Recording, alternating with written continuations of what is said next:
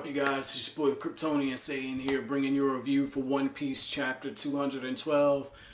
This was a really short chapter, but there wasn't much in terms of plot progression, but boy was there a lot of character development. A lot of character development. This is easily one of my favorite chapters of this arc. That might seem kind of strange to some of you guys, but you know, for those of you who've been with this review from the very beginning, you know why I love this chapter, man. I'm a sucker for character development, and just to see how Tashigi breaks down, because she says, I told the men not to arrest the Straw Hats because I wasn't strong enough to confront Crocodile on my own.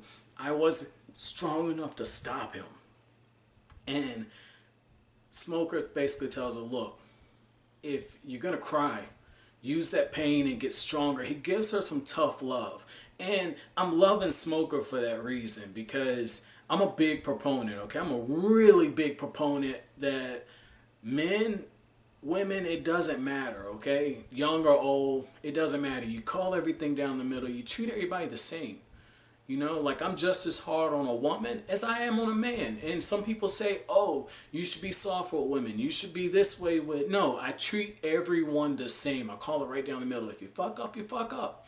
You know, I'm not going to take a woman and say, it's okay, things are going to get better.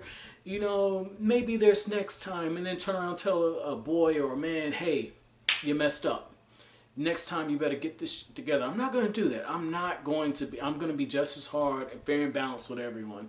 And so when I see Smoker do that with Tashigi, I love it. Because he says, save the tears. I told you this was a learning moment. Take that pain, take that shame that you feel, use it to get stronger, because strength is what dictates what happens on the seas. And after that happens, okay, Smoker takes this call from headquarters, okay? Headquarters says, you know what? We're going to give you and Tashigi medals for defeating Crocodile and bringing down Baroque Works. And Smoker, right away, stand up dude. You know, he's like, look, I'm not taking a medal. You pencil pushing paper pushers, you can shove off.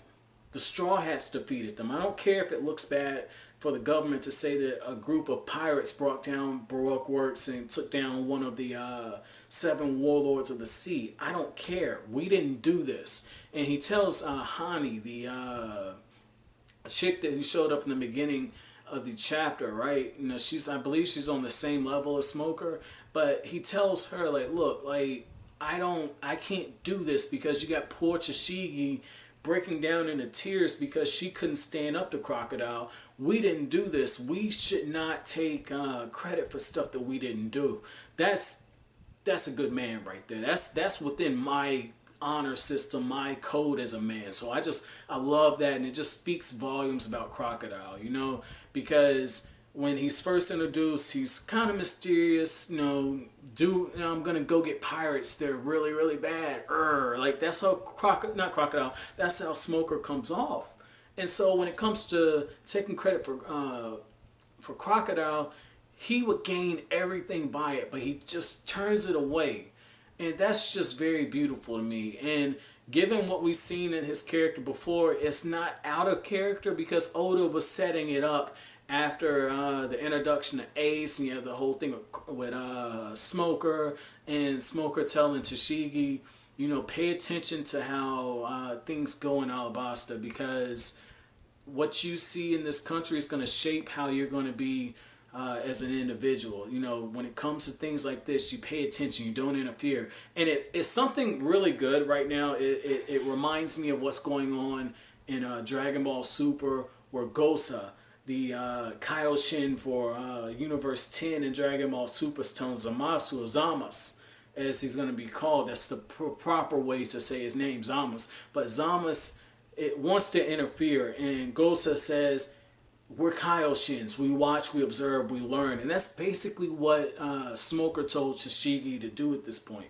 And so just to see her break down like that, and to see Smoker have to say, we can't do this, and to have Tashigi earlier on tell her men, like, look, you can't touch those pirates. Straw Hats, you leave them alone.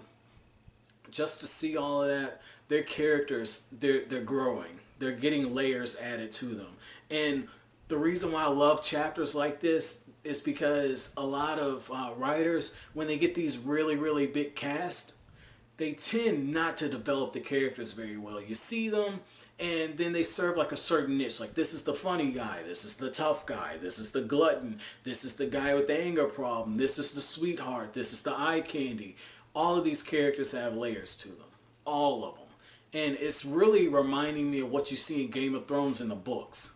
Because in the books, they do a better job of developing the characters than what you see on the TV series. And this last season had filler in it, but in the TV series, it doesn't.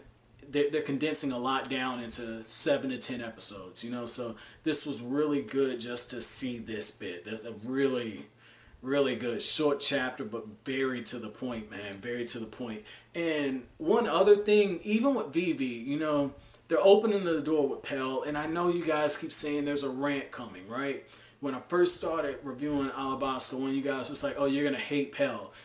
I love the scene. You know, like the guy flies in the air. He's got the time bomb. It blows up, takes his ass out with him. The rain starts coming down. I love it. And then now Vivi's back in the palace. She's looking over the Straw Hats, but she's looking out at the rain that started right after Pell is defeated, or Crocodile, because, you know, I was reading some of the comments, you guys like, oh, Crocodile, you know, his devil fruit's so powerful it suppresses the rain. So either way you want to flip it, right? I choose to go with the Pell thing just for the symbolism behind it, because that was a noble sacrifice, but I don't mind it, you know, because Ingram was like, that's the best way you can pay tribute to somebody like Pell, because Vivi says, not Vivi, but no, it was Vivi says he was the most noble warrior that I ever knew. So just things like that. Very good, very, very good chapter, man. My chapter question for you guys is twofold. What did you think about Smoker declining to take credit for the world government's decision to give him and Tashigi those medals, even though he knows that there's ramifications for not doing that?